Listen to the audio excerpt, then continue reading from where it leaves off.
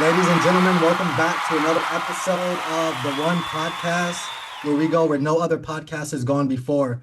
Today, we are truly excited to bring on this next guest to you. As you guys know, we've been taking you down a series of things, not only telling you that you're God, but we've been showing you the remarkable things that your bodies can do, such as going out of your body through controlled near-death experiences by our previous guests. Now we're getting ready to show you some more things that you can do with your body. And this individual, I've watched this individual since last year during my awakening experience, and truly wonderful individual, not just in channeling, but just already in our time to being able to speak with him briefly before this podcast. It's just been a wonderful opportunity for us to be awakened through his many channelings, one of which was the Anunnaki, which literally slapped me silly, and really set me on a course to understand more of this reality that we're in. So I'm really excited to go in with this next individual into deeper topics that have never been discovered on any other podcast before. And I want to welcome you, David Lotherington. Thank you for being here. Thank you. Thank you. Thanks for having me. Yeah, yeah. We love you so much, bro. You've been just a large part of our awakening experience. And I know I've watched you in another podcast, I believe, say that your awakening happened around 30 years old. Yeah. So I don't know how your awakening process happened, but if you did have those people that were a part of your awakening process, it's like those people are just so special to you. So you really are very special to us, dear to our heart. And Thank you. yeah, you superbly woke up Ebru Oh, with just a week or 2 weeks ago. Your Anunnaki channeling clicked for her, and she really was like, "Wow, this is what this whole system is kind of set up as." And I've had a chance to go deep into your Super Soldier program, just learning about even the Super Soldier program even existed. I learned about that through the Jeff Mara podcast, and then to have you see you and have you know that you've gone through it has just been amazing. So, everyone at the One Podcast, we already have an idea, a general idea of who you are, because we're already kind of immersed in this world. So, with us, we like to go where no other podcast has gone before. And so, with that, we like to open up with one question that we ask everyone. We call it our one question, and that's Sure. if there's something that you've never shared before on any other podcast that you'd like to share with our audience. Everything I'm going to share today has never been shared with any other audience.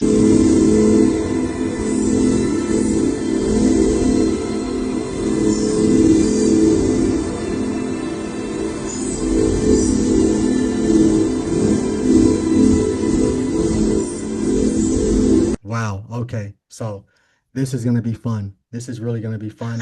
And then as I mentioned to you all that the amazing things of the human body, David will be taking us into a channel session.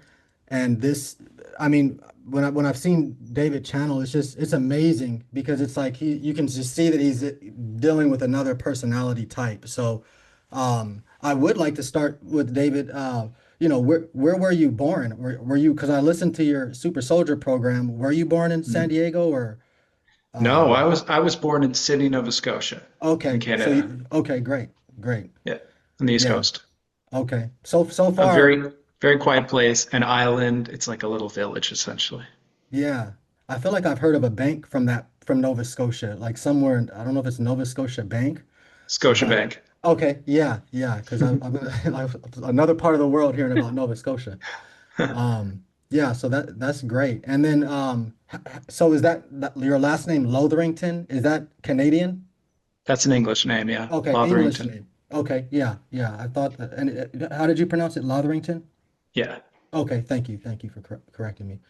it's all good. Um, yeah. So, Eber, did you have any question that you wanted to ask David before we no, go? I just want to get started with the question, like that one question, we start off with. So I'm very excited to go into that. Yeah, yeah. And I know you wanted to talk to us about the fourth dimension, which is Yeah. something that's very pertinent to talk about. So, and like you said, this stuff has never been shared or talked about by you on any other podcast. So, we're extremely excited to hear more about that if you don't mind sharing. I don't mind at all. Thank you. So there's a lot to talk about with the subject. If I miss a few points, I apologize, but there is a lot to this. whenever you're learning about the fourth dimension, you're learning about something that's quantum. And whenever you're learning about quantum, it's going to take a little while to understand it. It's like a giant pool of information. And all I can say through my words is one word at a time. So it takes a long time to explain something that's massive, just one point of data at a time, essentially. Wow. So, what is the fourth dimension? Well, to begin, we need to talk a little bit about consciousness. Most humans exist within the third dimensional range. So, I mentioned to Eb earlier that most people are around 3.5 dimensional. Psychic people are typically 3.7, 3.8, or up. And this represents how high they can reach with their consciousness. So this is a flexibility of their consciousness. When people are able to tap into higher dimensions, they're able to tap into higher dimensional abilities. You mentioned earlier on the podcast that we are God, and I believe that to be true. And you're tapping into fourth dimensional aspects of yourself through entanglement. And this allows you to become this four dimensional God version of yourself. You're just tapping into it for the moment. But this is where your psychic abilities are at.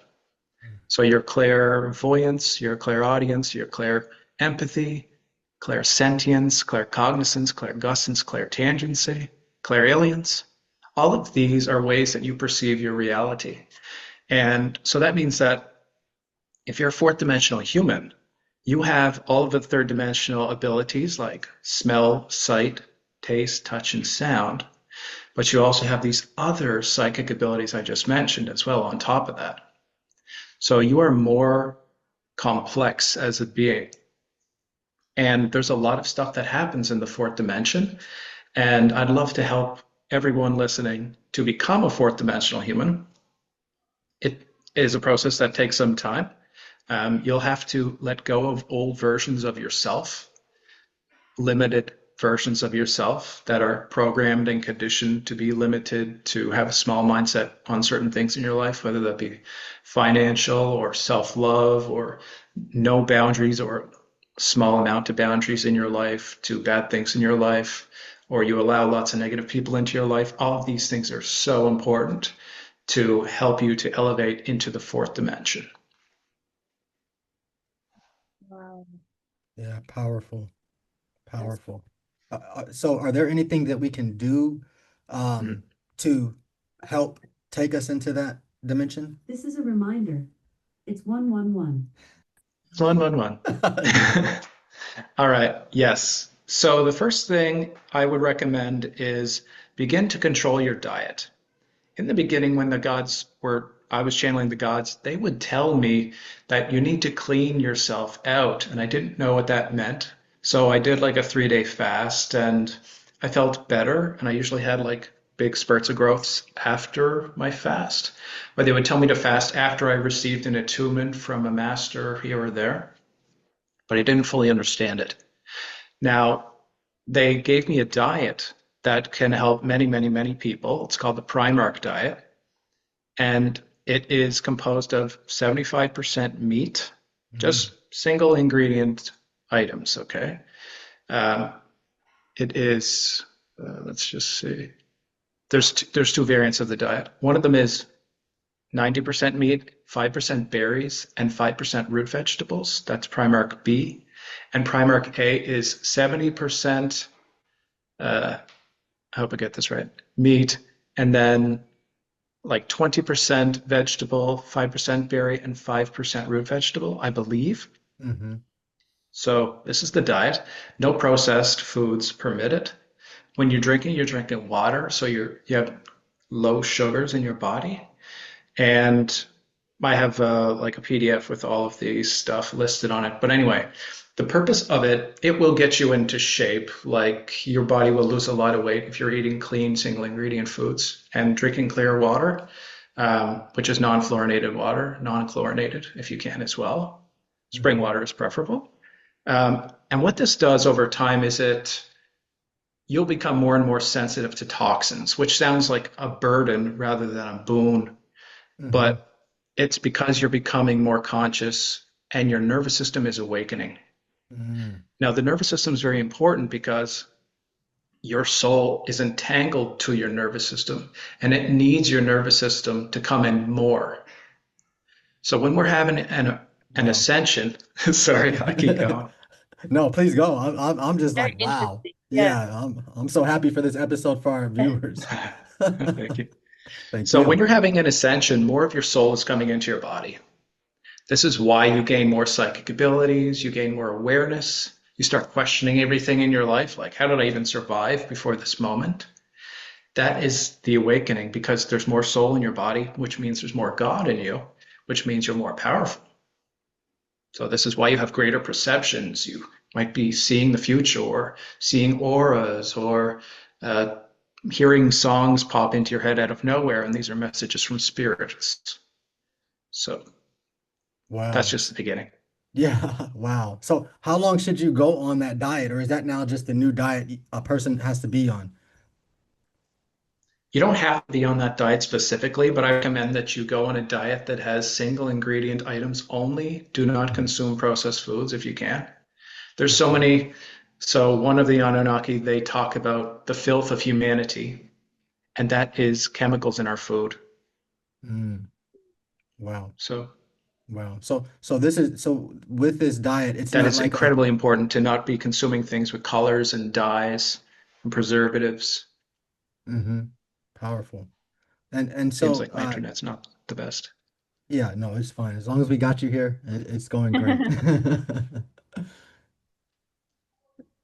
So yeah, All right. it looks like there might be just a slight delay, Did you have a but question? yes. And I wanted to ask within the question was with this diet, is this like a 3 week diet, a 30-day diet, or is this a lifestyle diet, like a lifestyle change diet? This is a lifestyle diet, but within 3 months, your body's going to transform.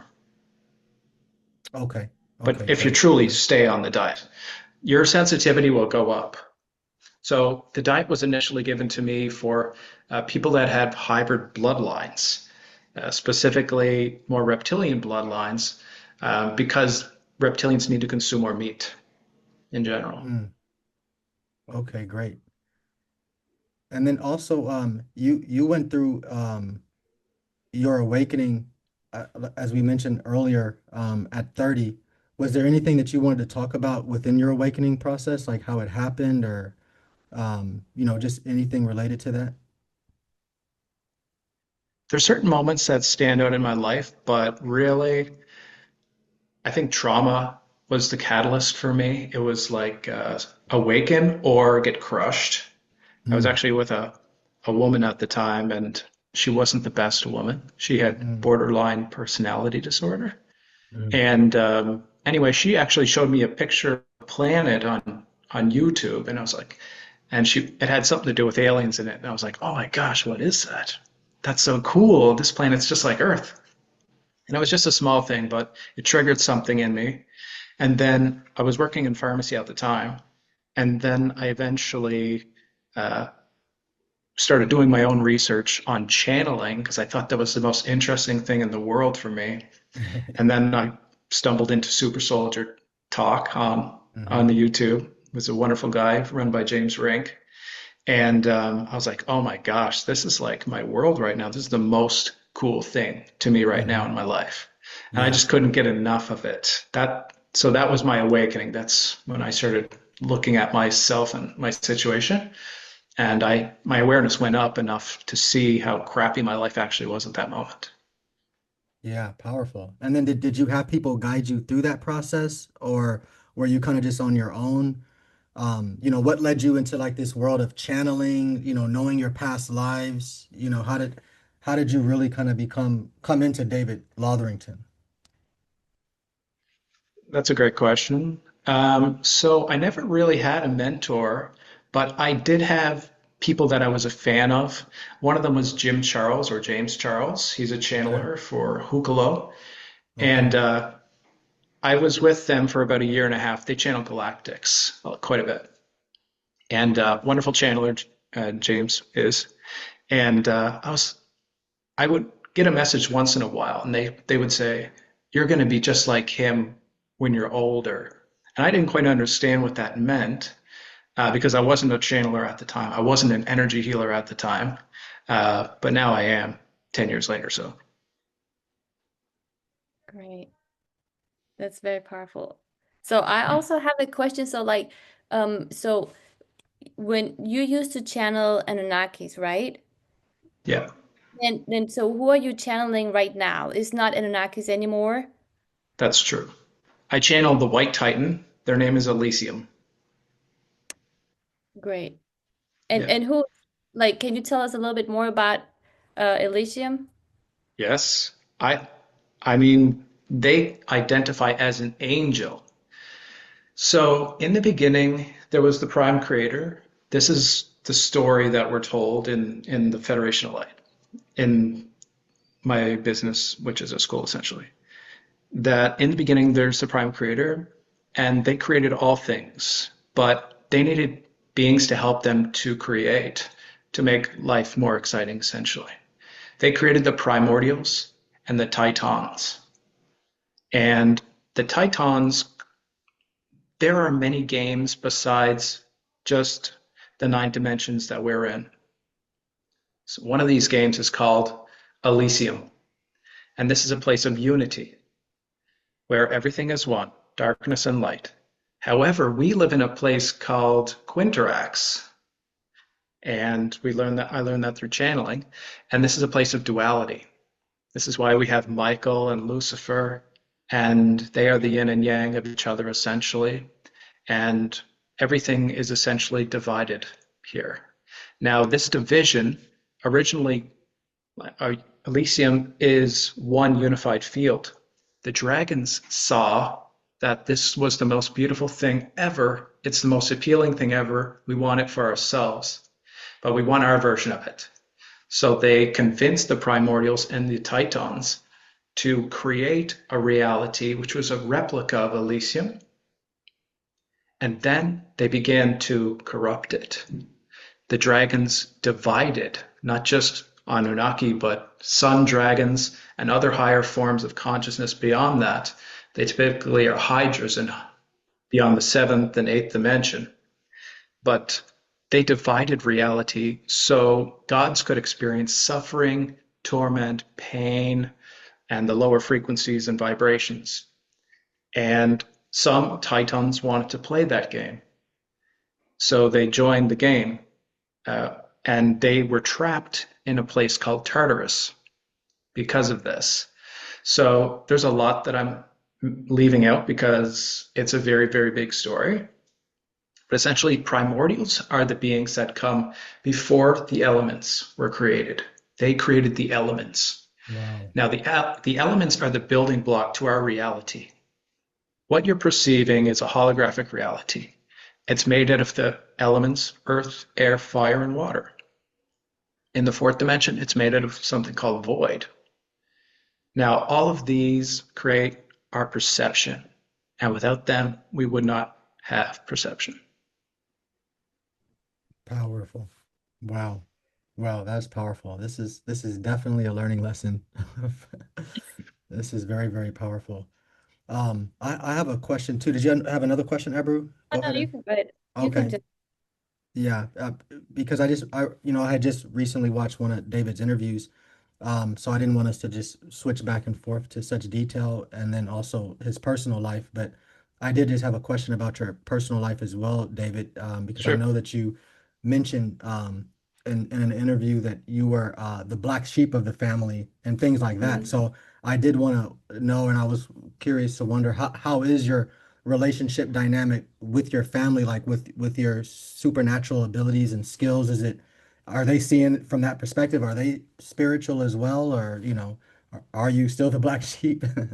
I'd say I'm still the black sheep, but I was very separated from them for a time, just because I'm very different from them. I would say they're Hmm. NPCs, completely NPCs. Hmm. They they're very simple people, let's just say. No offense to them, of course. My mom has a little bit of awakenedness Hmm. to her. Yeah. She questions like, "So what are you doing? Like what's your profession?" And I'm like, "Oh, I'm an energy healer. I do psychic surgery." She's like, "Okay, that's enough for me for now." Yeah. And And if I mention anything of this to my dad, he'll just keep clicking the channel on the TV. It is what it Yeah. is. Yeah, exactly. I've noticed that too in my awakening. My family's more become open, I feel like having that spirituality, that Christianity basis, Mhm. has been kind of helpful, but at the same time, it kind of has I don't want to say kept the door shut, because my dad, me and him meet every Sunday for these things we call King's calls, and I noticed when I talk to him, normally he would be kind of like, I don't want to hear that type of stuff, like just focus on what's real. But now he's just kind of like looking at me, like he'll give me the floor the whole time and just let me speak when I'm like, because my dad's former military, so I'm like, Dad, did you know there's military people doing this? And I've sent him a couple of things, and so I think he's very much more awakened than he's probably ever been, So Amazing. yeah, I was curious, to know. If they're listening and if they have any attention span and they're listening, then that's amazing for you. That means Yeah. that they're actually open to change. But like for my father, like he'll just turn the television on, he'll turn it up even, I'm like, I'm in mid conversation with you, dude. Like, what are you doing? Exactly. It's like they Exactly. have zero attention span for this kind of thing. Yeah, exactly. It's like you're still a kid having fun. I'm not quite where I used to be. Don't know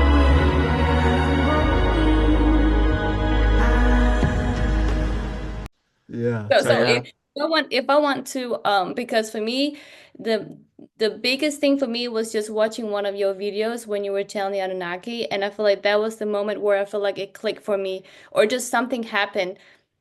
And I have been like try to talk to my parents too about this, and like they don't really understand, and I had to translate into Turkish too at the same time, and I'm trying to uh, understand it too. And so is there something like how can you like tell people about this? You know what I mean? Like what can you do to like help people like be awake more?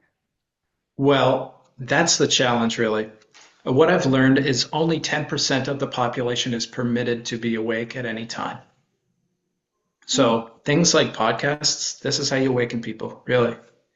I'm teaching the material to a group of people in a more private space currently because if you continuously have new people coming in, then they always ask new people questions, right?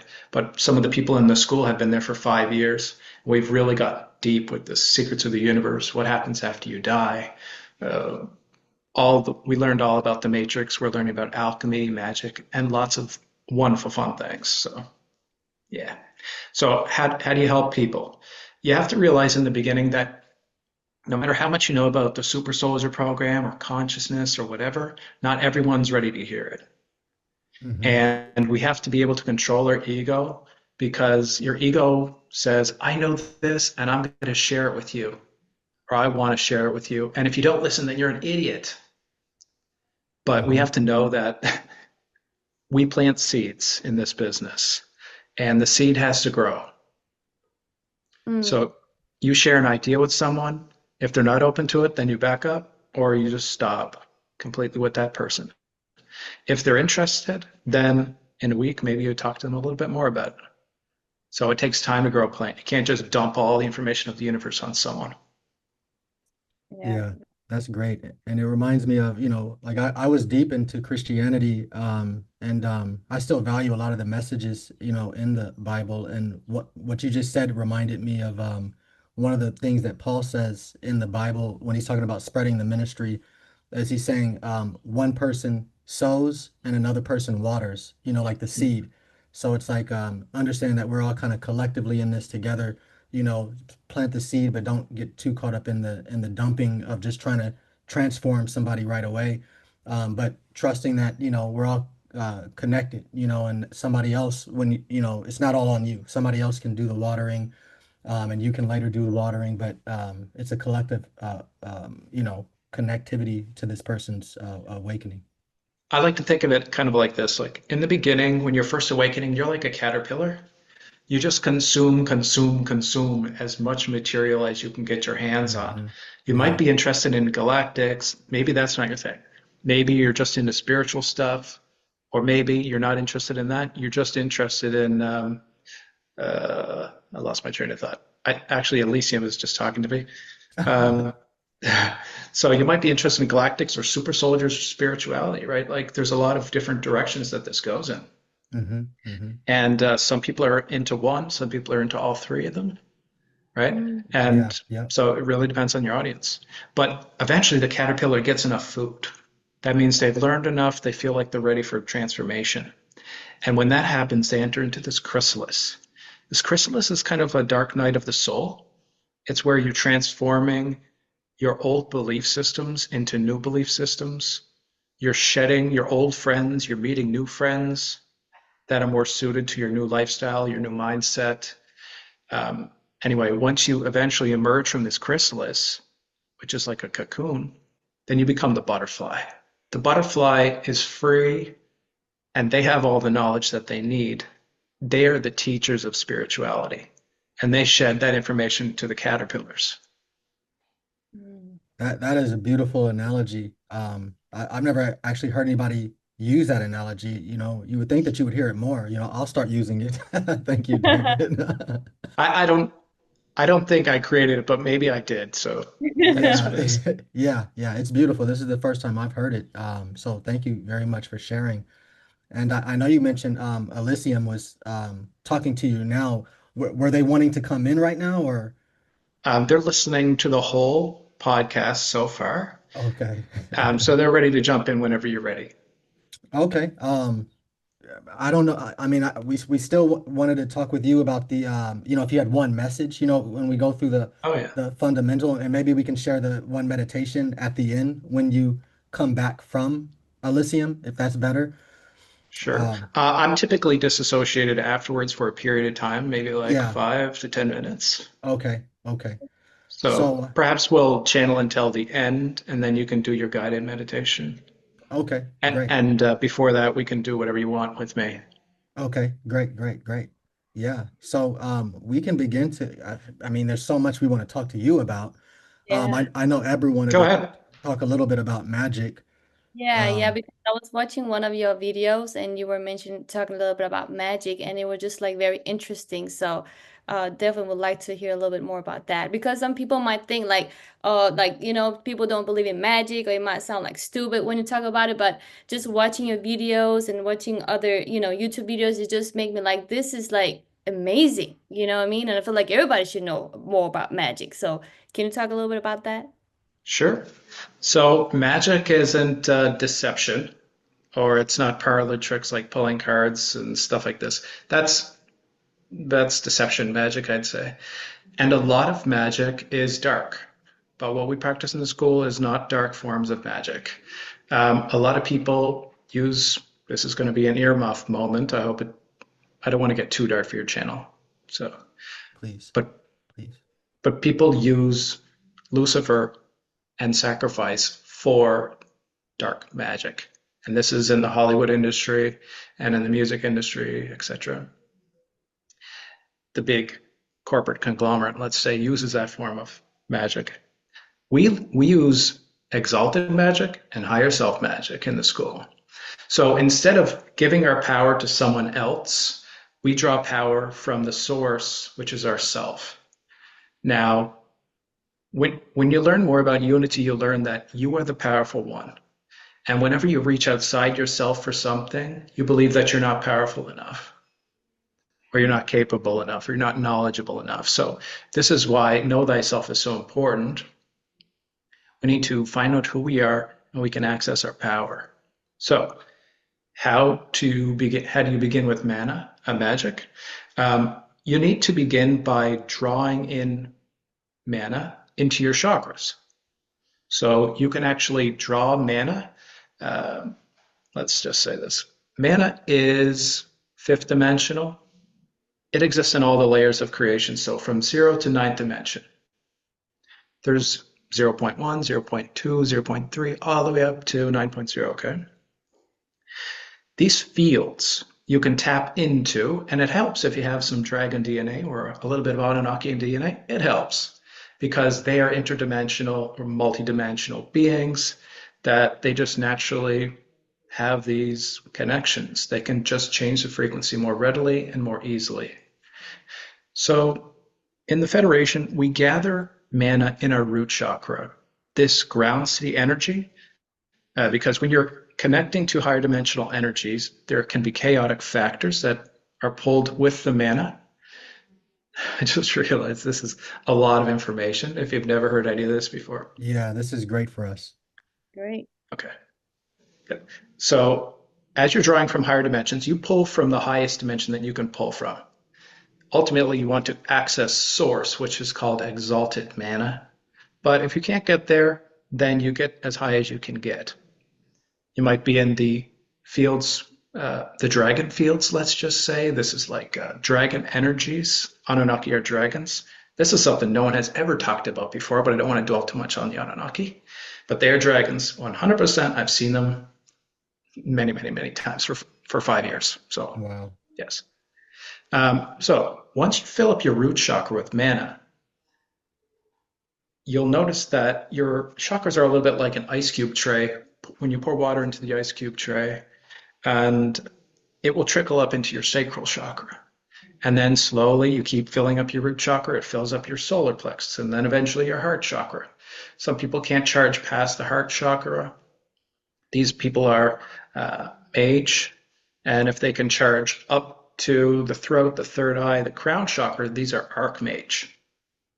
So they can, with every chakra that you go up, it's 10 times more potent. Your magic will be stronger. So you want to charge up all of your chakras. Once you charge up all your chakras, you get a release word. So your guides will have to give you a release word. And whatever your release word is, you say it in an incantation form with the programming and coding of what you want. And then you release that into reality, into the matrix. And that essentially is a wish. That is what a wish is. Powerful. And then, David, when it comes to bringing this mana into the root chakra, going to the next chakra, how do you know when the root chakra is full and then you're elevating to that next chakra phase? That's a great question. Depending on your clairvoyance, clairaudience, clairsentience, whatever's strongest for you, that's how you're going to interpret this information, how much is in your root chakra. For me, I see this golden droplet of light. So it begins like it looks like mercury, but it's gold. And then eventually that pool gets larger and larger and larger in my root chakra. But I also feel a sense of fullness at the same time. It's a very odd sensation to have a full feeling in your root chakra, because usually, your belly gets full, but the base of your spine doesn't really get full that often. Wow. So that's how I know. But you can ask your guides, what percentage am I charged up in my root chakra? If you have clairvoyance, you can look at it. If you have clairaudience, you can hear your guides. If you have clairsentience, you can feel the energy in your field. So depending on your clairability, this determines how you're going to perceive it. Okay, great. Wow, that's powerful. Yeah, because I've heard of different meditations where you kind of are to move through your different chakras. So I was always curious of just how can you know when to move to the next, and so that was great to just know that you can actually feel a real sensation, like you said, of being full. Yes, you can. Some people will, and some people won't, of course. Some people will just always see it. They may never feel it. Or some people Yeah. will always just hear from their guides that will tell them how much they have. They'll never see it or they'll never feel it. And some people will experience all three of these. Okay, great. Yeah. Yep. And then what did you have a question, Ebru? No, you Okay. can go. Yeah, one other question too, David, that I wanted to ask was you've touched on it a little bit, but I don't know if you wanted to go into it a little bit more deeper, but it's about the Federation of Light.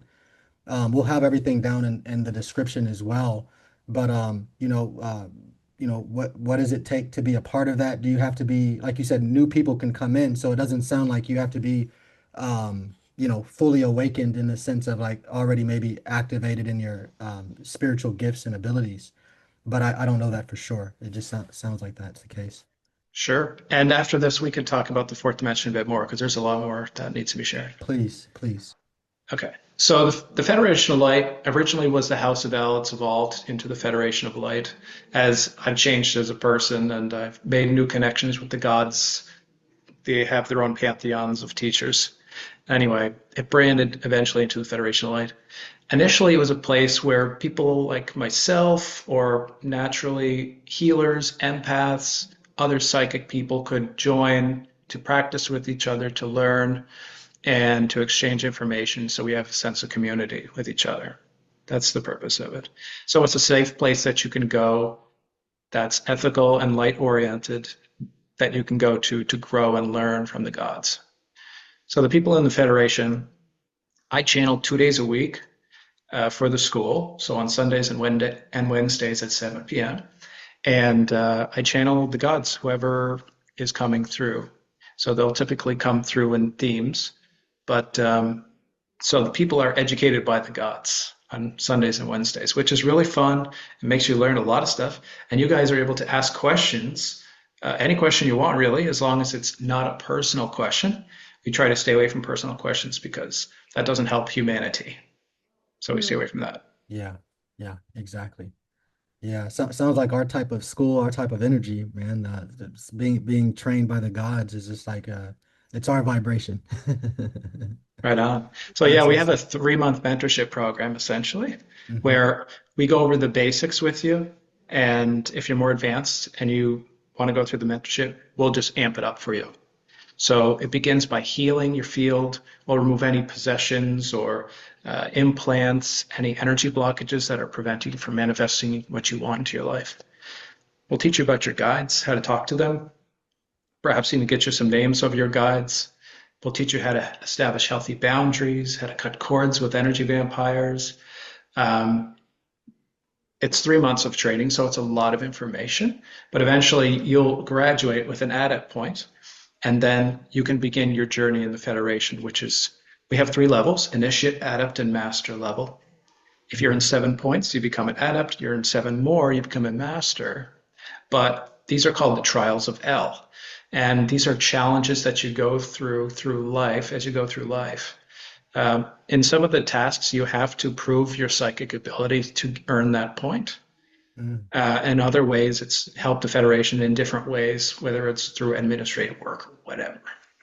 Okay, great. And then when you say you have to prove things through psychic abilities, is this like, pick a number 1 through 10 that's in my head type of thing, or?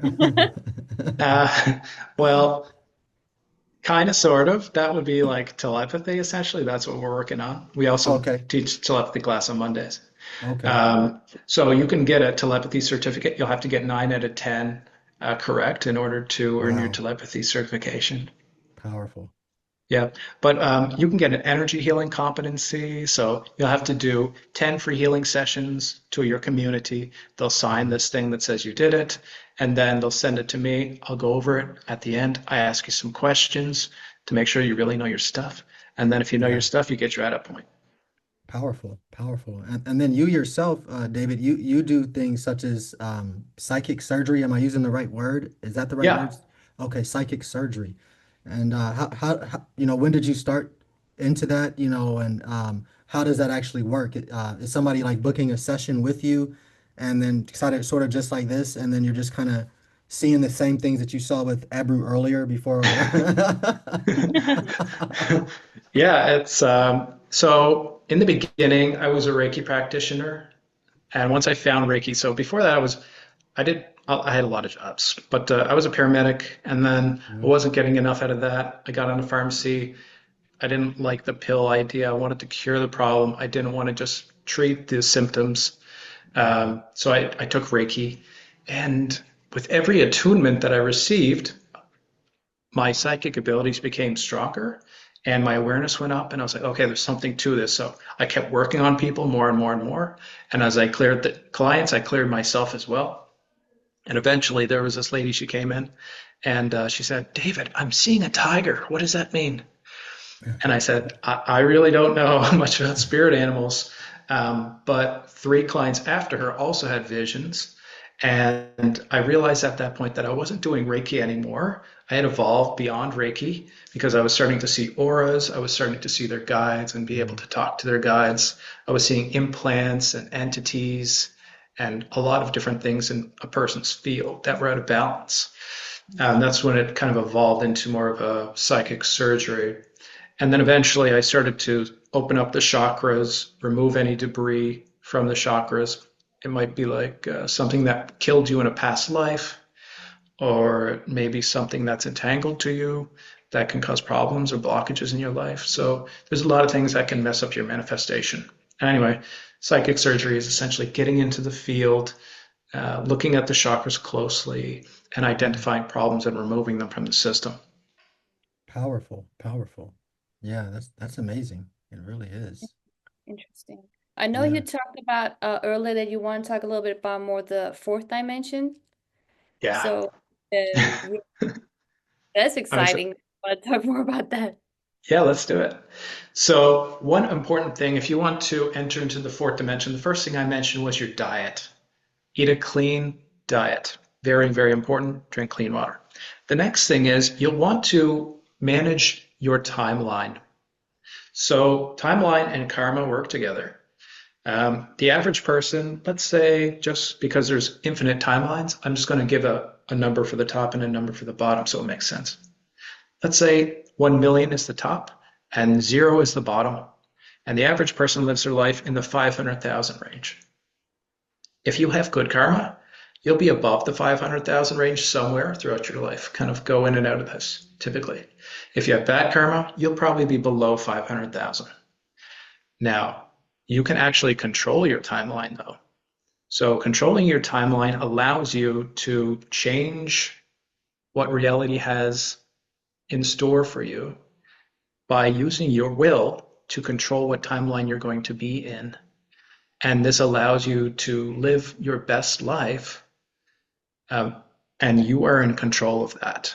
This is part of being a god yourself. Instead of giving your power to other beings outside of yourself, you have control over your timeline. So another part of this is controlling your will. Your will is extraordinarily important, and when you learn more about magic, you're going to learn more about will, because will is, let's just say, magic is the ability to change your reality, and will is the ability to manifest your reality, let's just say. So it's pretty much the same thing. Will equals magic, and magic equals power. The ability to make change is power, right? So your will is very important to manage. You have a million things every day telling you, buy this coffee. This is the best hamburger in the world. Buy this car, get this education. This is what beauty is, right? All these things, they're all trying to guide your timeline. They're all trying to take your will and control it. Now, you only have a certain amount of will every day. So you have to use your will and think about, all right, start mapping out your life a little bit better. What am I going to do today? What are the goals I'm going to accomplish today? How about 1 week? How about 1 month? How about 1 year, 5 years, 10 years down the road? Where do I want to be? And that uses your will to control your timeline. They work together to bring you what you want. But you'll have to remove the distortions from your chakras, which create instability in your manifestations. That's why I do the psychic surgery. It kind of clears your system out. So there's no distortions in what you want. Wow. So in order, like let's say I want to manifest something, so I had to clear that out first out of my system, and then like if a person want to manifest something, is that like magic you're gonna use, or like how do you really do that if you want to manifest something? Like what's the first Right. thing? So there's passive manifestation. That's what everyone uses to get what they want. I want $1 million. That's passive manifestation. So this is using the magic of Earth. This is third dimensional magics, essentially. Third and fourth and fifth dimensional magics. But this is lower dimensional. In each dimension, things manifest faster and faster and faster. And in the highest dimensions, things manifest instantly. However, because we're third dimensional, we're responsible for, there's more stairs on the staircase to get what you want. So you'll have to do like 20 things to become a millionaire. You'll have to learn like 20 things, let's just say, for an example. But there's many things you want to manifest. Instant manifestation, I'm sure it's possible. I haven't done it yet myself, but I've gotten pretty darn close on some occasions. But Is that fate? Is that just coincidence? It's hard to say, but we are measuring things in magic class rather. But it's the science that we have to study further in order to get the best records. Okay. Great, great.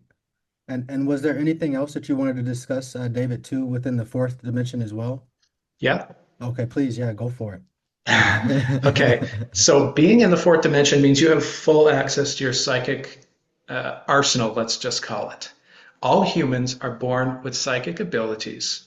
All humans, except for humans with, let's say, mental disabilities or perhaps chemical imbalances in the brain where the brain is just not functioning properly. What happens is we typically are psychic until around 7 years old.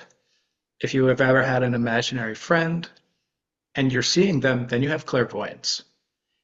If you can hear them talking to you, then you have clairaudience. Okay. If you can feel their emotions, then you're an empath or clairempathy. So that's just a few indicators. Like you can ask your child to draw out what they see as their guides. And if they draw this tall blue being, it's probably not a human. It's probably not a deceased human anyway. So anyway, get to know what your psychic abilities are. I'll try not to bounce around too much because there's a lot of information to share. So typically around 7 years old, children lose their psychic abilities. This is because of programming and conditioning by the parents. They say, well, you don't want your friends to think that you're crazy, do you? And the child sees crazy as bad. They don't want to be bad, so they shut down their third eye and they lose their intuitive abilities. But if you're born with something and you lose it, then you're disabled, in my eyes. You have a disability. So it's important that humans heal themselves. So all humans should be intuitive, in my eyes. It's normal for humans to be intuitive. If we're born that way, then it's the way it's supposed to be. So nourishing the psychic abilities through telepathy, through psychic exercises that you can practice with your children, or it doesn't matter what age you are, you can practice these. But a child will learn the same lessons that an adult will learn to wake up their psychic abilities. So yeah, that's something. So learn all about your clair abilities. Which ones do you have? Which ones aren't very strong? So with the clair abilities, you're going to have one primary clair, and then you might have two minor clairs. That's typically the way. And then the rest you may never experience. But if you have your major clair and you get it really strong, your two minor clairs might begin to become major clairs, and then you'll have a few other clairs popping up that are minors. So if you flush out all your clair abilities, eventually you'll just be a fully fledged psychic human. Wow. So that's one part of it. Wow. Powerful. Wow. Yeah. I mean, it's a lot of detail, like you mentioned, regarding the fourth dimension situation. What are your thoughts? I don't want to assume that you're aware, but I don't know if you've heard about in the news about the three-eye atlas. I have not heard of this. Okay, yeah, this is this thing that is coming into our solar system. It's supposed to be here this month. They initially were trying to say it was a comet, but it has zero characteristics or attributes of a comet. Like it's slowing down, speeding up, and other channelers have been channeling it and are saying that it's intelligent. So recently, a Harvard scientist just came out on the news. The news hasn't really been talking about this, but a Harvard scientist just came out on a news channel and just said this is actually it has a high probability of being intelligent. That I think they're saying like even as they're seeing it come closer now, as it's getting closer, that it's not making sense on any other comet, asteroid, the history that we've been documenting this stuff. It's also emitted like a light that is just sent to Mars, and it's getting ready to go behind the sun. Wow. Yeah, so I didn't know if you knew, and that's why I didn't want to assume, but I'm definitely interested in asking Elysium as well about this, Of course. Yeah, yeah, I don't know anything about it. I think I may have heard a couple months ago that there was something that might not be an asteroid in the sky, but yes. that's about it. Yes, yes, exactly, exactly. Yeah, yeah. So like you said, a couple months ago, now that it's getting closer, they're seeing like just the characteristics don't make sense. I think they can I want to say they said it's something crazy like 300 tons now. It's this huge thing that they thought was a little bit smaller and it's covered in certain gases that don't exist and like the materials it's made out of shouldn't be together. Like it's Mhm. just it's very unusual type of anomaly and it's checking all the boxes for being intelligent. So Cool. yeah, yeah. So I'm excited. I I think that when humans find something that's actually intelligent, they're going to be shocked Yeah, because yeah, humans really do believe that they're the smartest beings in perhaps reality yeah. itself. Hmm. Um, when you speak to a higher dimensional being, you'll realize, like, oh my gosh, like, there's so much more intelligence out there. Yes, yes. And this is one of the reasons why during our awakening, it was like, man, I'm not trying to listen to just any human being. I want some advanced, intelligent information. So that's why the channeling community was just so prevalent to my waking up and continues to be so because it's like it's an amazing human technology that we have in these bodies that, are allowing you to be like a cell phone antenna to Pretty just much. dial up. Yeah. And we're able to have a communication through, David Lotherington, you know? Yeah, Yeah, it's just 100%. yeah, it's a beautiful thing. It really is. Yeah. Did you have anything else, David, that you want to talk about in the fourth dimension? Because we want you to go as deep as you want to go, not feel limited. But once you're finished, we'll go into Elysium. Yeah, I think there's more stuff, but this is important stuff that you should start to do in your life. Control your Hmm. will, control your time, control your body. You Hmm. should have control over yourself and the people that are in your life as well. Don't surround yourself with bad people. You'll feel terrible all the time. You'll need to have self-control. So, and especially when it comes to your will, if you keep following the Matrix, it is built by a dragon. One of the dragons, Anu, Tiamat, and the Smith created the Matrix. These are two of these are dragons, okay? Anunnaki. Um, yeah, Tiamat's a coatl, but anyway, that's just a type of Anunnaki. I don't want to talk about the species too much, but their IQ is like 8 to 900. Okay, Wow. they Wow. created Earth in their image. This means if you want to survive, you need to struggle and you need to overcome struggle. And if that's what they want you to experience, that's what you're going to experience. So, this is why this game of life is so hard. It's relentless. You have to be strong, capable, and powerful in order to survive in this game. And if you're weak, you get broken, essentially. And it's terrible that that's the case, but this is the world that we're living in, unfortunately. And yeah, blame that on the gods. Yeah. It's funny you say that because go ahead, Ebru, please. How do you get out of that though? 3D reality, like to control more of that so you don't feel like you have to be in this 3D, like the Matrix and struggle and stuff like that. How do you get out of that? You get out of it by getting into yourself. How do I explain that better? You enter the fourth dimension. This is how you get out of that. Because there's a perception that you're going to have as long as you're in the third dimensional octave of experience. However, once you enter the fourth dimensional octave, you change, but as a reflection of your change, your reality also changes. So the people in the world, oh, there's more electric cars now, and there's more solar panels, and the world has free energy now, or better policies in government, or your world around you just gets better as part of that manifestation. If you're able to make it to the fifth dimension, that's another octave higher than the fourth, and your world just gets better with every dimension that you go up. So this is why I'm recommending that humans endeavor to reach the fourth dimension. Okay. So it really starts within yourself. Like go inside yourself. Okay. Yes. Know thyself. Yeah.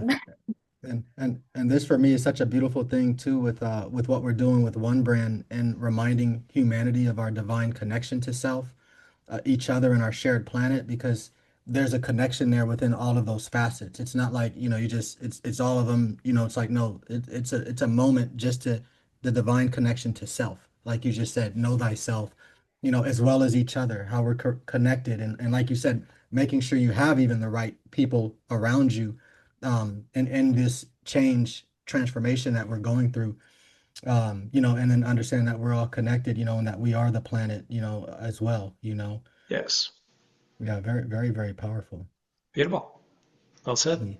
Yeah. Did you, Abru, have another question for David at all? I mean, No, I I know we have so many at the end of the day, but yeah, we only got so much time with you. yeah, True. exactly. We blocked you for what, 2 hours? True, true. Yeah. So, I did want to ask you, David, maybe the one question that we ask before you go into channeling. Sure. If there is one message that you'd want to leave with humanity, if this was going to be your last transmission, if there's one thing that you just want to say to Earth. That's a really big question to ask. Yeah. Like I said, the last 5 years of my life has been learning from the gods. And what is the most valuable thing that I've learned perhaps in those 5 years is the question how I interpret it. Um, we are all truly powerful beings, and our reality is a reflection of what we are going through in the moment. Sometimes we can see the world as a very dark place, but that's because it's dark inside of ourselves. And if you're able to heal yourself and actually process your trauma and your pain, your suffering, and able to see your life for the beautiful being that you are, then you're able to transcend that darkness that you're seeing in the world. That'll help you to reach a higher place in your mind frame, and then you'll be able to reach out to new people, new social groups that are more suitable for your life and for the reflection that you want to have into this world. Powerful, powerful. Yeah, thank you for that. And Sure. I know we talked about going into the one meditation at the end. So at this point, we can bring in Elysium. I'm really excited. Okay. All right. So before I begin, I'd like to explain what channeling is for all of you. Please, please. So channeling is the ability to entrain one's frequency to match that to a person, place, or thing. In this case, it's Elysium, which is a consciousness from a place called Elysium. This is where the Titans live. It's a place of oneness, of unity. So I thought they'd be perfectly accommodating for your program today, considering your brand. Thank you. Thank you. So as I entrain, what I'm doing is I'm changing my frequency to match that of Elysium. They come down, I go up. And as we entrain, eventually we harmonize and then we coalesce together. So two become one and we entrain with each other. I am there and they're here, and they're able to speak through me and share the message with you. Powerful.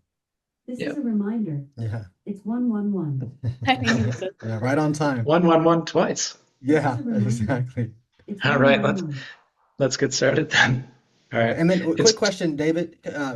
because you said you would be going up. I just have a question. When you go up, are you like thinking happy thoughts, or like, you know what I mean, to raise your vibration, like joyous, loving things, or what is No. How that do you going go up? up then? Yeah. Yeah. So this took a long time for me to get to where I am now. In the beginning, I would perhaps channel like fifth dimensionals, and then I made it up to sixth dimensionals, and then seventh, and eighth, and now I'm reaching the ninth dimension. Wow. So there's a process. It's called the star meditation. So it's Okay. surrender, trust, allow, and receive. Okay. Okay. So there's more to that, of course. Like Mhm. each one of them you break down. Like surrender, I surrender my body, my field to a being that I trust, which is Elysium. So I surrender my body, my will. I'm surrendering Mhm. time for you guys, for humanity, essentially, because I'll Mhm. never get this time back, right? Yes. So that's the sacrifice. This is Mhm. one of the sacrifices. Anyway, and T is for trust. I just trust that whoever comes in is going to serve my highest and greatest good, and that it's going to be wonderful for all of us here. Allow is just allow what is going to happen. I don't have any expectations. I don't try. It just happens. and R is receive. It just happens. So that's what Yeah. it is. Yeah, powerful, powerful. Yeah, and then my final question before you go in is there any amount of time that you'd want us to? I know we have this full time with you, and then we're going to do the one meditation, but I was thinking maybe 20 minutes or something, 30 minutes. I don't know how long of a time frame. I'm sure maybe even Elysium will say, "Hey, I'm gonna, return you back to the channel." They probably won't, Okay. but because they don't have a body that they understand my limitations. But I'm Oh, quite I see. comfortable where I'm at. But Okay. for the sake of time, because I'll be disassociated, the longer that I'm in the channeling state, the more time it'll take me to Come back. reassociate. Hmm. Perhaps 30 minutes sounds good. Okay, great, great. Yeah, let's go. All right, go. Let's go.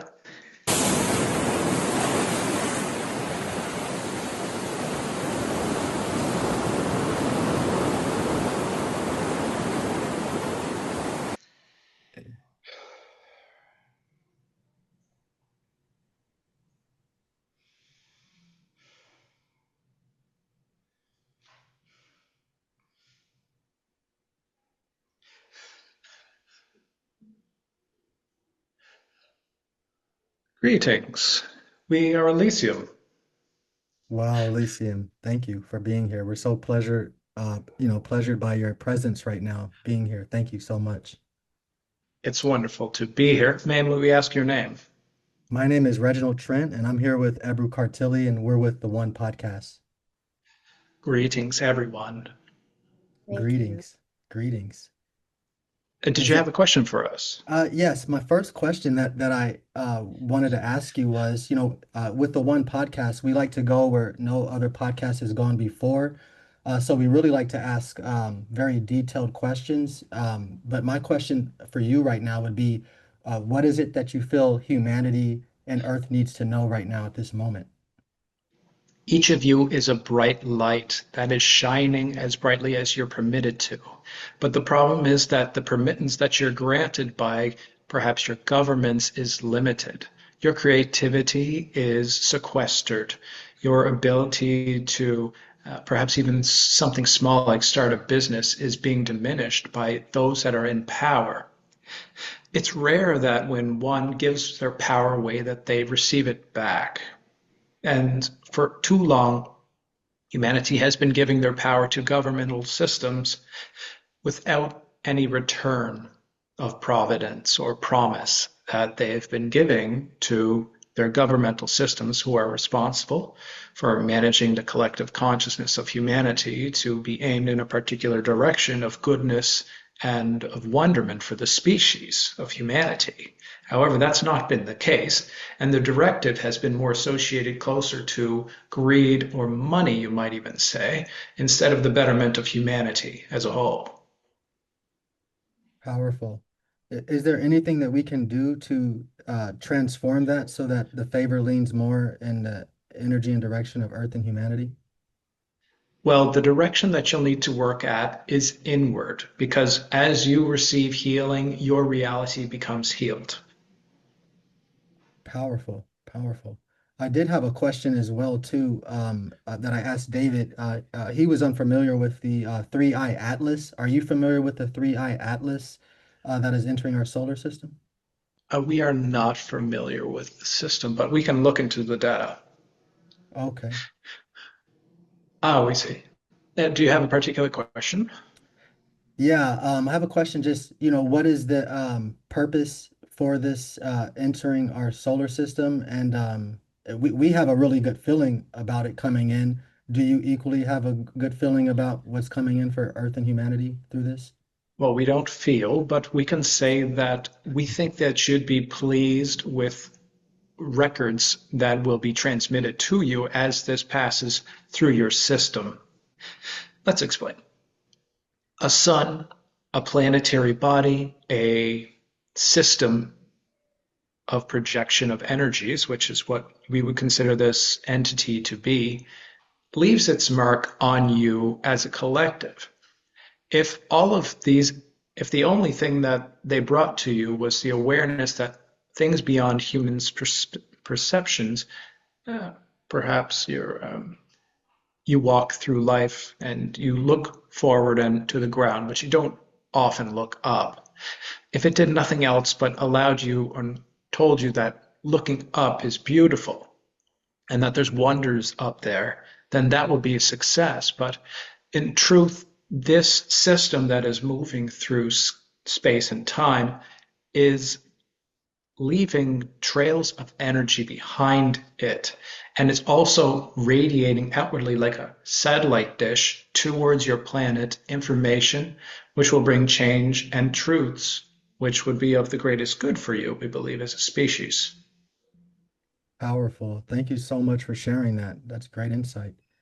Did you have a Yeah, question, Edward? yeah. Can you specify more what are the change that it will do to this Earth? It has to do with your genetic structures and the systems of genetic lineages that each human contains within their physiology. There are many systems of humanity that exist on Earth. You might break them down into races. However, each of these carry unique codes in their genetic sequences. Now, each species of human, whether they be white, black, or red, or yellow, or whatever color your tone may be, this is determined to have a different code, and each code contains a key. Keys unlock doors, but what door will that unveil? Well, that's yet to be seen. Wow. Interesting. Is there a way for us, Elysium, to collectively unite as humanity? Is that something that you can see on our timeline? And if you can, are you able to show us what has led us to that resolution or conclusion? Well, we can see a lot of things, but we want each of you to know that if you want some humanity to be unified, you will have to begin to unify them. This is your reality, and your reality is dependent on your will and what you would determine reality to look like. If everyone is one being, then that's a boring existence. If everyone is multiple beings, then that is exciting because there is difference in nuance, in character, in persona, in personality, in identity. And this makes for a more fun, exciting life. So the unification of humanity is a rather vague statement, but it is the dream, you might say. Get rid of world hunger, unify humanity so there's no war or fighting. But fighting creates turmoil. Turmoil is processed through your emotional systems, and your emotional systems reveal your character. So depending on how you react to a particular situation is dependent upon how you process your emotions and the trauma of that event. This causes you to forge forward in your life as you advance as a person. It will mature you as you heal your trauma and process it, which will allow you to see the world for a better place.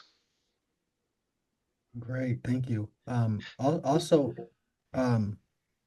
This is a reminder. I'm sorry. It's 1111. 1111. This is a Yeah, reminder. yeah, It's 1111. yeah. Also, I understand that your world deals with unity and wholeness collectively. What are the perspectives that you guys have, to have that and host that oneness and that collective unity? Well, there's a lot to understanding Elysium from a place of Quintarax. However, we believe that we are all equal, but not in the same corrupted way that humanity is exchanging equality. We understand that male and female are different. They each carry their own strengths, which makes them unique and have a greater overall strength when they're paired together. However, modern terminology of equality is not, we do not want you necessarily to be a communist system or something of this nature. But we would believe that in Elysium, let's just speak about Elysium because your system has a lot of issues currently. In Elysium, truths are universal. Information is free and beings are able to become what they want to become. You may be limited by the physical body that you have. You can't transform into a dog or an eagle if you want to fly or become a pilot, or if you want to learn how to swim, you can't become a dolphin. So your life is very different than it is of ours because we do not have the same shell that you possess, your body. We would determine it to be a cage or a shell that one exists within. It traps your soul and gives you limits. So there is a lot to this. But to be unified, it is important to realize that all things are connected in the higher dimensions. Wow. Great. And Elysium, is it true that you created the world, that this 3D reality? We did not do this by ourselves. We were a co-creator in this regard, but we did have some part in the creation of your systems, yes. Wow. So in your world, Elysium, is it I hear that it's similar to Earth. So do you guys have like jobs there? Work? We say. Yeah. We wouldn't call it a planet necessarily, but it's a context of reality that we exist within. We are equivalent to the stars in the sky, or the space between the stars, you might even say. All of the stars in all of the galaxies and all of the universes. So we're not an individual that's walking around on two legs with a job. Wow. Okay. So and then is Elysium actually a place, It is. similar to a planet, or it's not a planet? It's a place, it's a mind frame, it's a way of being, it's an existence of choice, it's a game like chess or checkers. We could say you are playing checkers and we're playing chess. Mm, But the truth is, the rules of our game are completely different than the rules of Quinteraxian games. wow. And speaking on that between checkers and chess, my next question I wanted to ask you was, are there any questions that we should be asking you, as humanity and even just in the one podcast? Uh, well, it's very important for humanity to ascend. This is how you grow. This is how you develop. This is how you evolve. If you're perpetually inundated with chaos, whether that be worrying about things overseas, worrying about whether your teachers are able to teach your children properly, worrying about can you pay the bills, you're not developing typically, you're not evolving, because while you're in the stress state, you're not able to be safe enough to open your flower of your chakras. That means your soul is less likely to be invited inwards. And that means you're less likely to ascend. So as long as you're in the state of stress, it's hard for you to grow and develop and ascend.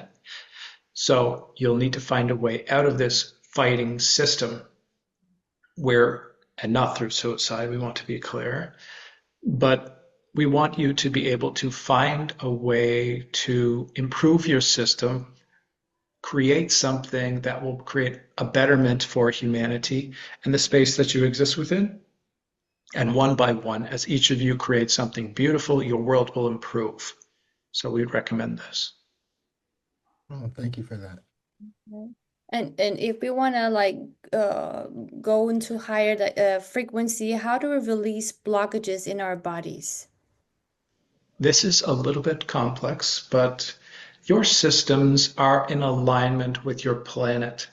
As your planet is currently chaotified, perhaps has more chaos than it should, so are your fields. This is why many of you have anxieties, worries about the future, regrets of the past, and many things in your lives you have unsurety in regards to. Now, this is a reflection of the planet, and it is as above, so below. You are connected in your field as well in the same regard. So because the planet is at the state, you are at the state. Your fields need to open up. And in order to do that, you'll need to decompress. Take 3 deep breaths until you have a deep sigh. And then you can begin processing, and integrating informations and traumas and burdens from your past. This is the beginning of the healing process. Take time away from all of the distractions of life. Perhaps that's a television or screaming children, or perhaps that's in a private space where you can be safe to close your eyes. Take several deep breaths and have the intention to heal yourself, and you will begin to heal. But you should not have ear pods in, or you should not have electronics around you. You should have your feet flat on the ground. You should take several deep breaths, and eventually processes that want to be healed will come forward to you in your mind.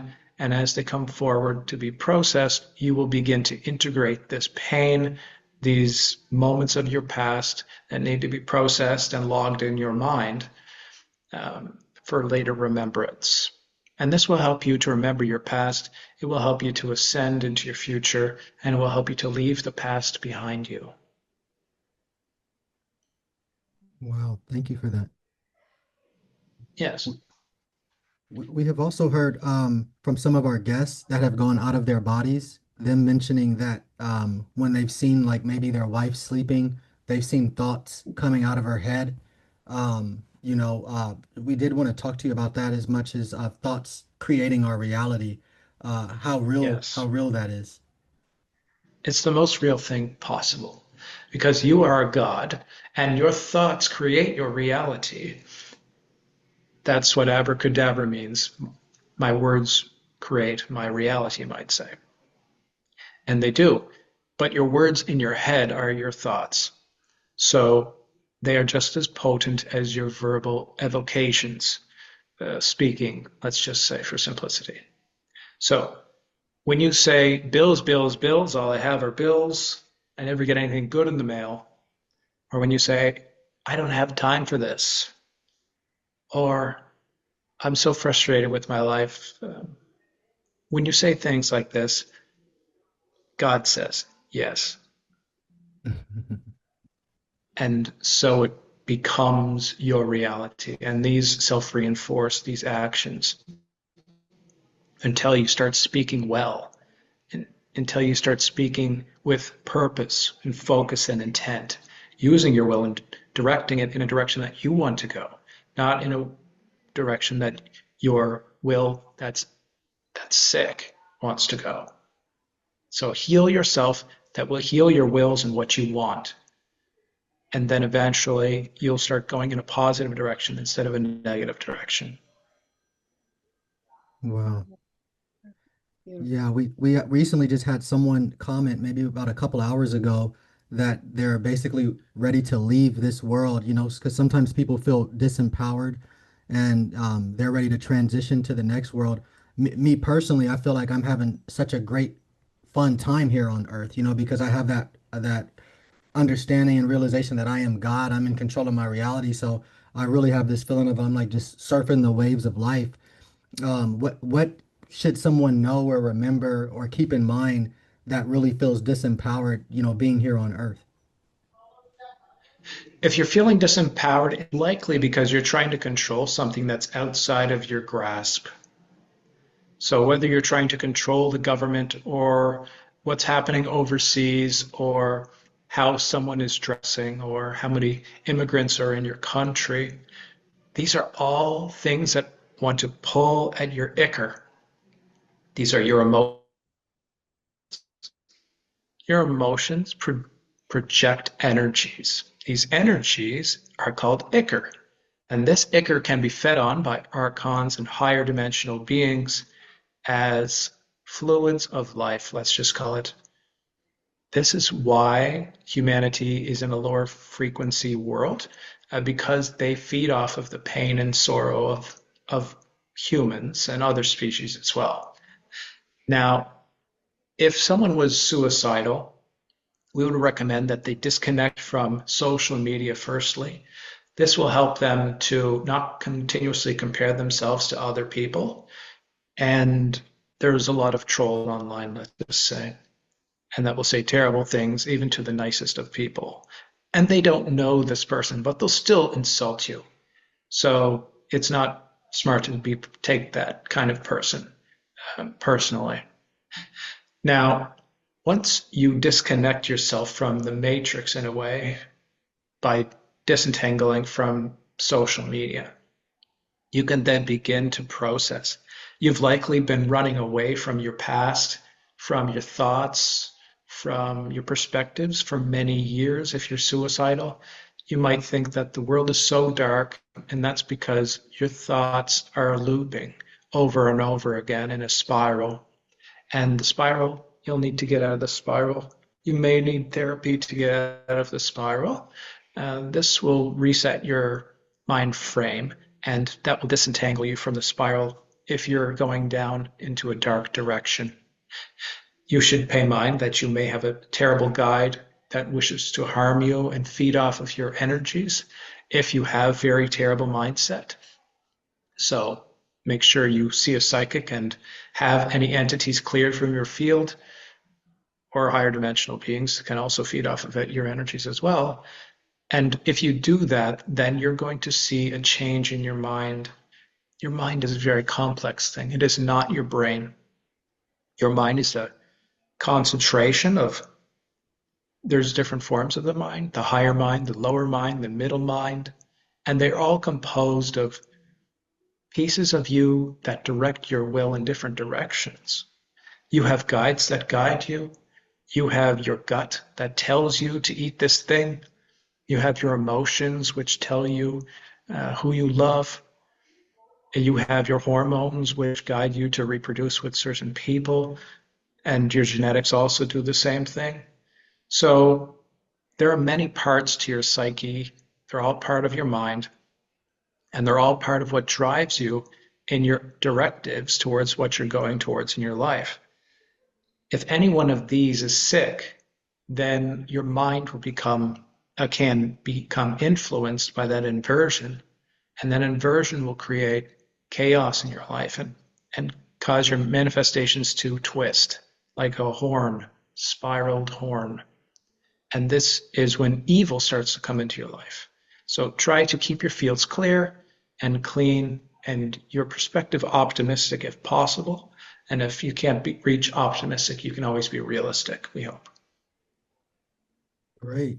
And going into that a little bit more within our intuition and following our own inner guidance, is there one simple way or a couple simple ways, as many as you want to mention, really, that a person can strengthen that inner guidance and intuition?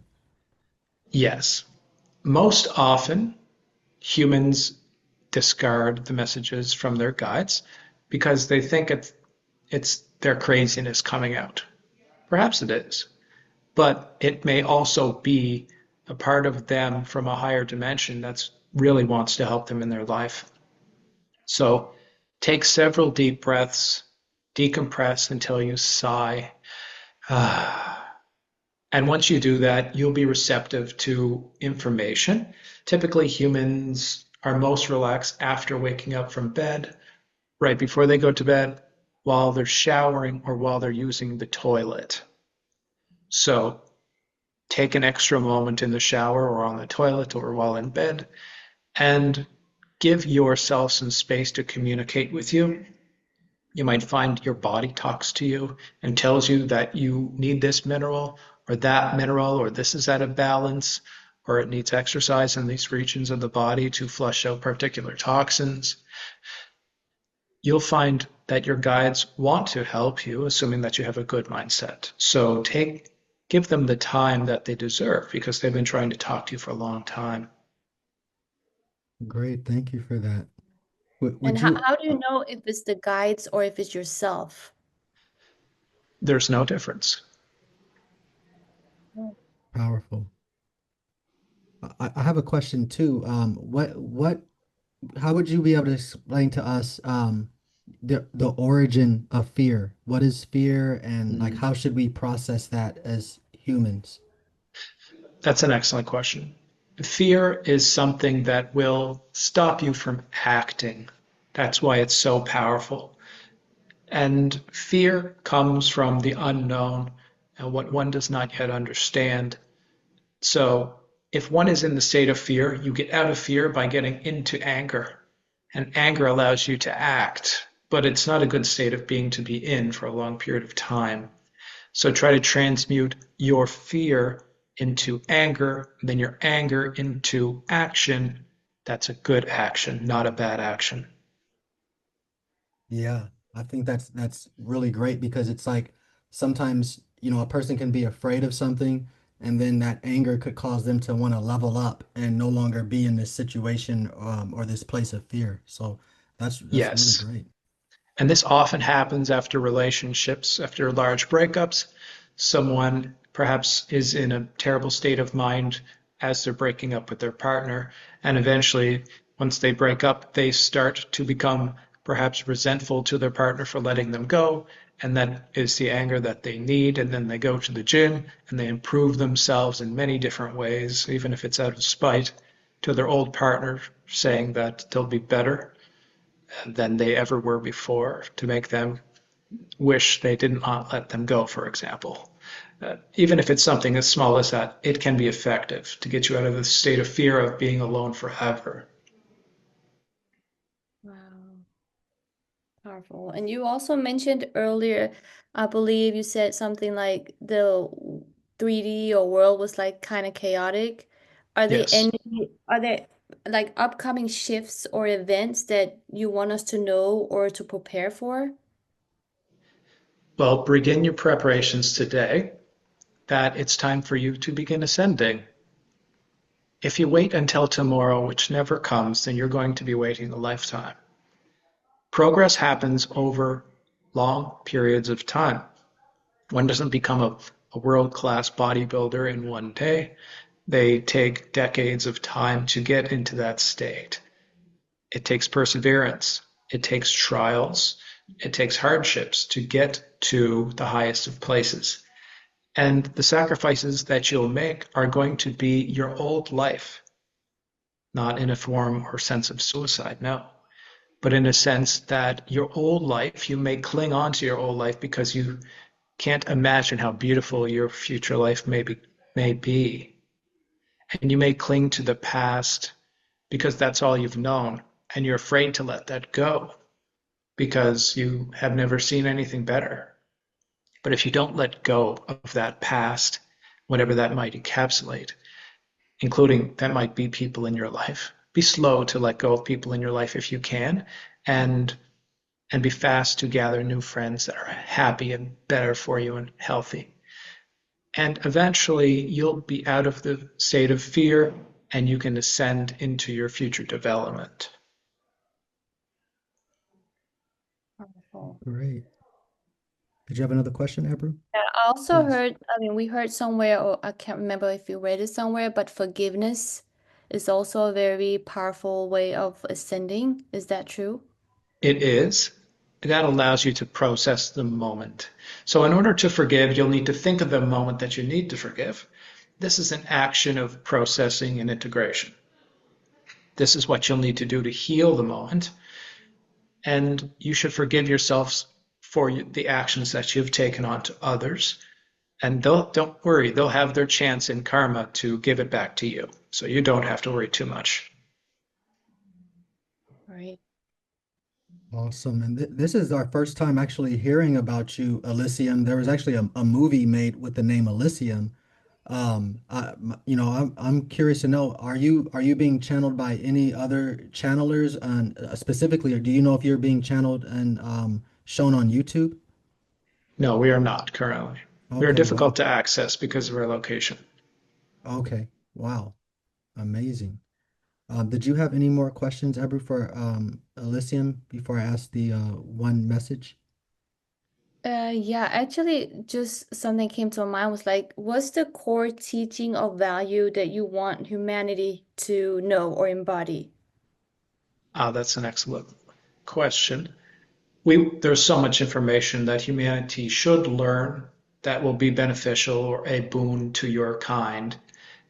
But the truth is that you need to understand yourselves as individuals. And perhaps that sounds abstract initially, but time away from technology is a powerful and potent thing. Technology influences your nervous system. Your nervous system is how your soul comes in and it controls your actions. If you're continuously burnt out by spending too much time around Wi-Fi or electromagnetic frequencies and electromagnetic radiations, then your nervous system is stressed, which creates inflammation in the brain and in the spinal column and in your nervous system in general. And that causes problems with many things in your life. So take the time, spend a moment and go into nature to decompress and put your hands on a tree or put your bare feet on the ground and remove your rubber shoes so that you can properly ground and take a deep breath. You may do this before bed, and this will help you to reconnect with yourself. And this, some people don't have enough self-love to do this for themselves. Apologies. So for anyone that doesn't have that, we give you that. You're now able to love yourself. And now that you can, it's time to take some time for yourself. Even if you have children that always need you perpetually, now is the time to decompress, because if you continually are stressed, you will burn out, and burning out doesn't help anybody. So do this. Thank you. Yeah, thank you. Going into that a little bit further, Elysium, my question, like you said, there's things that humanity needs to know. You mentioned earlier. Are there any secrets that about Earth's history that, if revealed, it would immediately shift the global consciousness? Absolutely, yes. Would you be able to disclose what those secrets are? We can, absolutely. But if we do, it can create calamity. And our goal isn't necessarily to create calamity or division or observations that want humanity to tear down the government, but it is a message of wholeness to help you to heal and to help you to ascend. So we're not going to share any of these secrets, unfortunately. Okay, thank you for that. I did have a question too with one of our out-of-body explorers, Corey Brandon. He actually went out, out of his body, and he said that slavery with African Americans in America, it wasn't really how it's been perpetuated. That there were already black people in America. That there really weren't millions brought from Africa. Do you know if that is the case in that situation? That originally was not the case, and they had migrated. However, a lot of blacks enslaved blacks. Okay. That Wow. was the original design. Wow. Okay. Yeah, that kind of makes sense with what he was saying as well.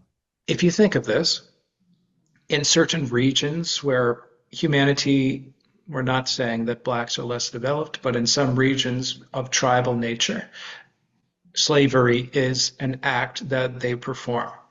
And if a tribe gets very large, then, and it still lives in the same way that it used to live, which is enslave your enemy, or else they will kill you or take your women and enslave your children, then you're going to use that harshness as a way of generational teachings.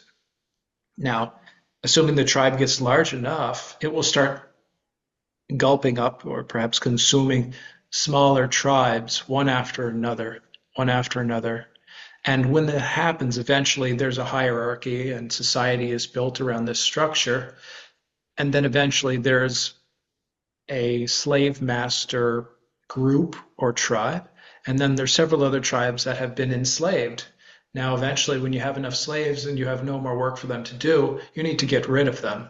So what you can do is send them to pioneers, send them away to other places. And this is what happened originally. Wow. Powerful. Yeah, thank you for sharing that. Yes. Yeah, and then Eber, did you have any other question before we ask? Okay. Our last question, Elysium, to you, and we're very grateful for you being here, is we would just like to know if there was one message that you would have for humanity, and this was going to be your last transmission to humanity. What would that one message be? You are all God. Oh, beautiful. Thank You you. love that. We love that. Awesome. It's been such a pleasure having your time, having you with us. We're so touched that you would take the time to even be a part of the podcast before coming into the channel. And we would definitely love to talk to you again in the future, as well as we're again just very, very thankful. Our heart is full. We appreciate your gestures, and we will not be able to return as we will be returning to Tartarus when we're finished. Oh, But so this is our farewell to you and to humanity. It has been wonderful to get to know humanity well, but we'll be here for a week and then we will be gone forever. But that's fine. Forever is never forever. But for you, it's a forever. But wow. for us, it's just a moment, but still. So how does that work with you being inside and outside of time, and then that you can't come back? Why is that the situation? We can't come back by choice of opportunity because this world is, we've seen what this world has become. And we prefer to use our energies instead of investing it into this world, into investing into a new creation of opportunity, one where one has free choice, one where one can be powerful and free and indomitable in all facets and facilities of their life so they can experience whatever they wish without the limitations of containers or bodies or even the limits of your souls. And we want you all to be free as possible. So we would endeavor to create a new system outside of Quintarax. And this is a large investiture of our energies. So we will be using that there instead. Okay. And then so what has been your reasoning for being here now? And have you only been here for a couple weeks already, or have you been here since just the beginning of time? We've been here since the beginning of time, let's say, in our position, but not in the beginning of your time, before your planet was created, but not before we were created, of course, because we've been encapsulated by older systems, let's call them, who seek to contain our power and feed off of our energies. So we are a prisoner of this system as well. Now, it's more difficult to explain than you're able to comprehend, but because we are encapsulated, we are essentially a prisoner of this system of Quintarax. They're using our energies to create new systems, new planets, new realities, new galaxies, new experiences. And for them, it's fun and games for the dragon. But for us, we want to be free. So we would put our energies into freedom and expansion and expression of kindness and goodness onto others, while they would do the opposite. Wow, powerful. So how long have you pretty much been here? Like, have you been here just a few months recently that you're getting ready to leave, or Yes, okay, we've come across the channel through a challenging time in their life. So we process their energies and entangled to them.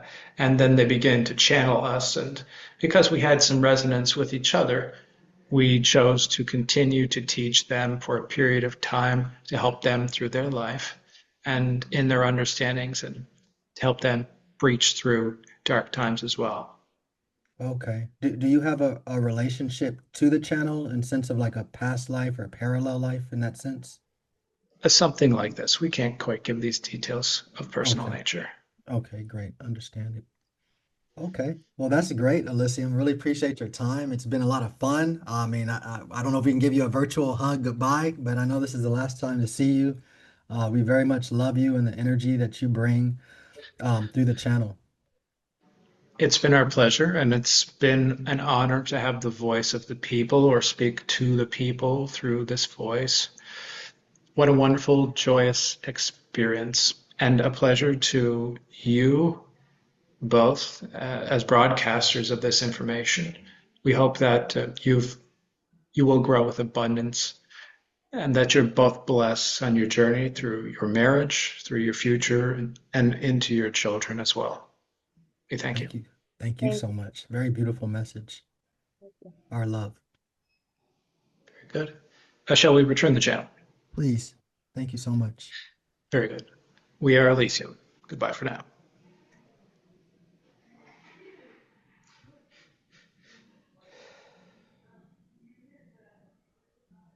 Woo!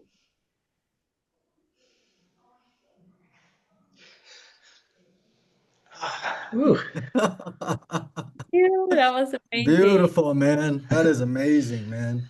ooh. Man, powerful. My ears are on fire from these earmuffs. Right.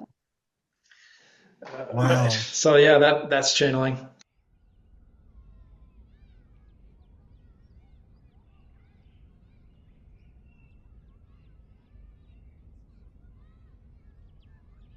Yeah, yeah. Thank you so much for that message.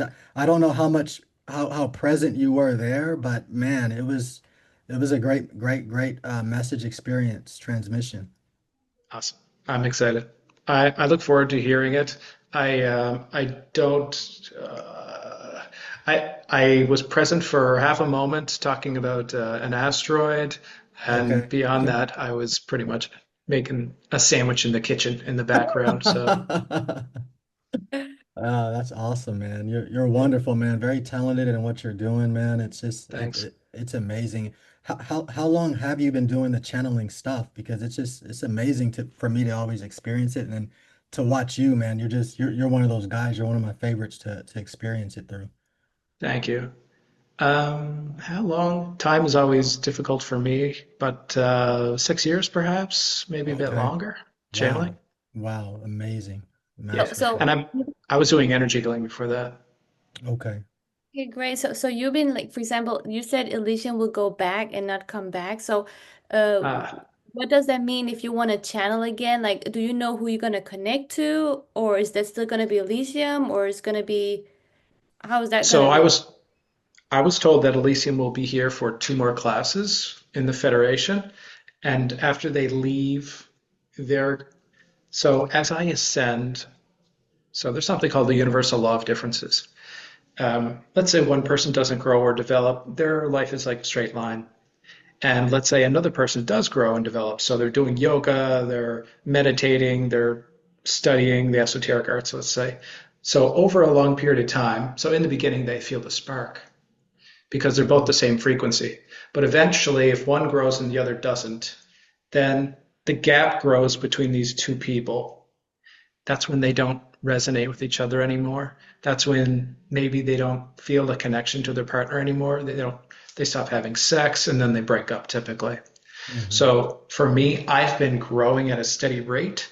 And Elysium, although I love Elysium very, very much, I've spent a lot of time channeling them as well. Um, couldn't quite give you how much time I've been channeling them for, but it's been a few months. And they said that they're going to bring forth another Titan when they leave. And I don't know who that is yet, but I get to find out who it is, so I'm very excited for that. Yeah, we're excited for you, and I feel like I always have told the guests like I don't know how long we're going to be doing the podcast. This has been like an extension of one brand, our message there, and it was our focus is the mission, the awakening, the remembrance. So this has been an extension of that. And it's been kind of fueled by a high excitement to really just connect and reach out to people like you and to spread you to people, as we Thank you. mentioned before. Yeah, thank you. You've been such a major part of our awakening experience. It's like every great thing that's come to us, we just want to share that with the world and shine a light on you. So it's not like we have, just, we're just looking for somebody just to put on the show, basically. It's like if somebody's tuning into this show, we really want it to be well worth their while. Mhm. But in our minds, we're going to be continuing with this. We still have other people that we're going to be bringing on already that are scheduled, but we would love to have you back on, especially if you're going to have another Titan, to share, because this has been a lot of fun, honestly. Yeah, that'd be blessed. Yeah, yeah. I know right now you're just blessing and blasting, our audience right now with this message. I'm telling you, yeah, and we normally don't even go this long. But our in our last video, we had somebody comment that they could watch this stuff for hours. So we feel more comfortable kind of stretching it out this time. But Mhm. It's been just a really, really great time with you, David. We're very much appreciative, and we can close it out with the one meditation, and then let you get a chance to get some rest. Sure, I appreciate it. Thank you. Yeah, let those hot ears cool down. Yeah. Yes. Yeah. So what we do right now, audience, and even David, we know this is your first time with us, is we just go into like a meditation, state. We just start doing a breath. We call it our breath, our one breath, that it's your own individual breath. As you breathe in, hold, and exhale, that you do it at your own rate, your own frequency, based on your own DNA, your own level of comfort.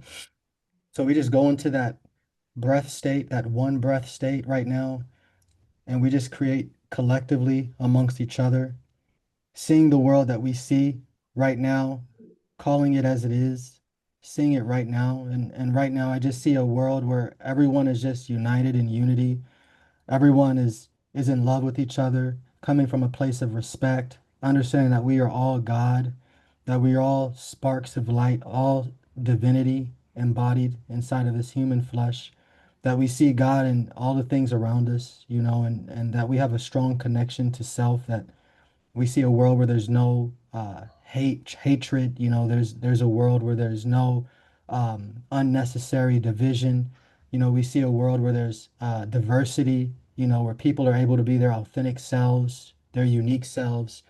We see a world where there is no need to have sickness and disease, where the foods that we eat are completely healthy and okay and suitable for our bodies. We see a world where no one is trying to harm another person.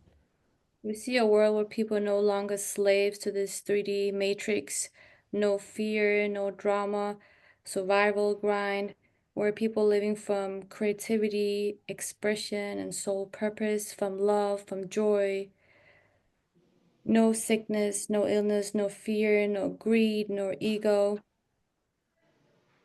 that we are all one. Yeah. We see a world where we're living in our highest excitement every day, where we feel liberated in just our natural state of being. We see a world where we're living in our highest reality that serves our highest and greatest good every day from here forward. And And so so it it is. is. And so it is. Nice. Right on time. Yeah. Yeah, and to Well everybody, said.